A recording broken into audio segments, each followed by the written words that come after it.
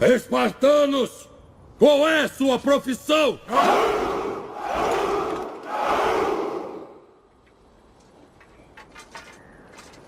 Percebe, amigo?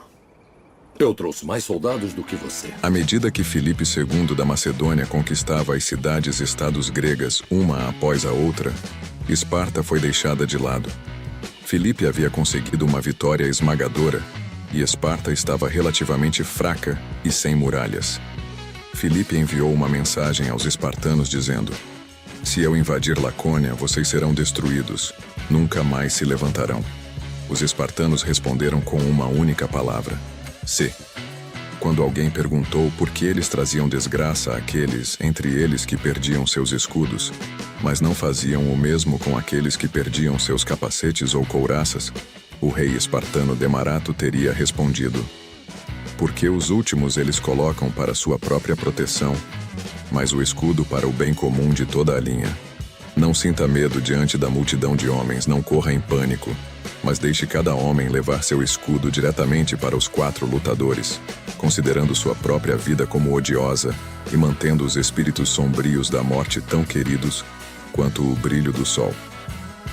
Xerxes escreveu para ele: "É possível para você, não lutando contra Deus, mas alinhando-se ao meu lado, ser o único governante da Grécia." Mas ele escreveu em resposta: "Se você tivesse algum conhecimento das coisas nobres da vida, você se absteria de cobiçar as posses dos outros. Mas para mim, morrer pela Grécia é melhor do que ser o único governante sobre o povo da minha raça." Quando Xerxes escreveu novamente: "Entregue suas armas", ele escreveu em resposta: "Venha e pegue-as." Heródoto relata que pouco antes da batalha de Termópilas, um guerreiro espartano chamado Dieneques foi informado de que os arqueiros persas poderiam escurecer o sol com suas flechas. Ele respondeu: "Bom, então teremos nossa batalha à sombra." Era natural para as mulheres espartanas pensar e falar como Gorgo, a esposa de Leônidas, teria feito quando uma dama estrangeira, como parecia, disse-lhe que as mulheres de Lacedemon eram as únicas mulheres do mundo que podiam governar homens. Com boa razão, ela disse: "Pois somos as únicas mulheres que dão à luz homens." Um homem idoso, vagando pelos Jogos Olímpicos à procura de um assento, foi vaiado pela multidão até chegar ao assento dos espartanos, onde então todo espartano mais jovem do que ele, e alguns que eram mais velhos, se levantaram e ofereceram a ele seus lugares. A multidão aplaudiu e o homem idoso virou-se para eles com um suspiro, dizendo: "Todos os gregos sabem o que é certo, mas apenas os espartanos fazem. Deixe um homem aprender a lutar primeiro ousando realizar grandes feitos, não onde os projéteis não alcançam, se ele está armado com um escudo, mas chegando perto, onde a luta é corpo a corpo, infligindo uma ferida com sua longa lança ou espada, tirando a vida do inimigo com seu pé plantado ao lado de um pé e seu escudo pressionado contra o escudo, e seu elmo contra elmo, e seu peito contra peito, envolvido na ação, deixe-o lutar homem a homem, segurando seguro em seu aperto metade de sua espada ou lança. Levantem-se, guerreiros, tomem seus lugares ao lado uns dos outros, nossos pés postos largos e enraizados como carvalhos no chão. Aprendam a amar a morte, a sombra negra tanto quanto amam a luz da aurora. Aqui está a coragem, a mais fina possessão da humanidade. Aqui está o prêmio mais nobre, que um jovem pode se esforçar para ganhar. Os espartanos são iguais a qualquer homem quando lutam como indivíduos, lutando juntos como um coletivo. Eles superam todos os outros homens." Bias, pego em uma emboscada por Afiquites, o general ateniense, e perguntado por seus soldados o que deveria ser feito, disse: "O que mais, exceto vocês salvarem suas vidas e eu morrer lutando?" As muralhas de Esparta eram seus jovens, e suas fronteiras, as pontas de suas lanças. Em resposta ao homem que buscou saber por que os espartanos usavam adagas curtas na guerra, Antartes disse: "Porque lutamos perto do inimigo." Para os espartanos, não eram os lobos ou magníficos edifícios públicos que faziam uma cidade. Eram suas próprias ideias. Em essência, Esparta era uma cidade da cabeça e do coração.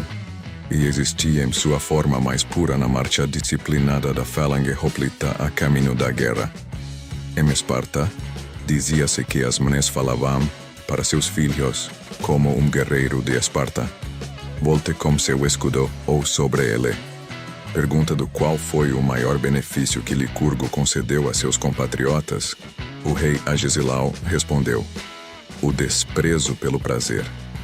Em resposta a alguns dos cidadãos que desejavam saber como poderíamos evitar invasões por exércitos, ele disse: se vocês permanecerem pobres e nenhum de vocês desejar ser mais importante que o outro.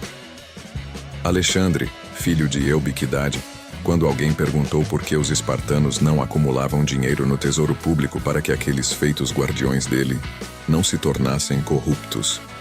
À medida que permitia aos cidadãos se engajarem apenas naquele tipo de competição atlética, na qual o braço não é erguido, alguém perguntou qual era o motivo.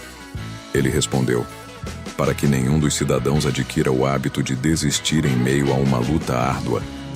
Em resposta a um homem que levantou a questão de como alguém poderia governar em segurança sem a proteção de uma guarda pessoal, Agesicles disse: se alguém governa seus súditos como os pais governam seus filhos. Quando seu irmão disse a Teleclides que os cidadãos não se comportavam com ele como faziam com o rei, embora fossem da mesma família, mas com muito menos consideração, ele disse: a razão é que você não sabe como se submeter à injustiça, e eu sei.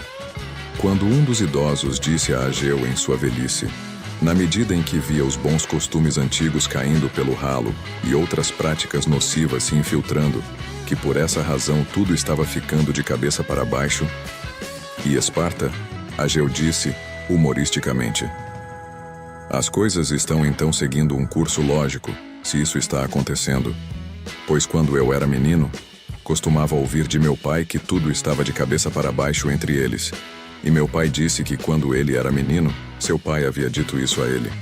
Portanto, ninguém deveria se surpreender se as condições mais tarde forem piores do que as anteriores, mas sim se perguntar se elas melhoram ou permanecem aproximadamente as mesmas.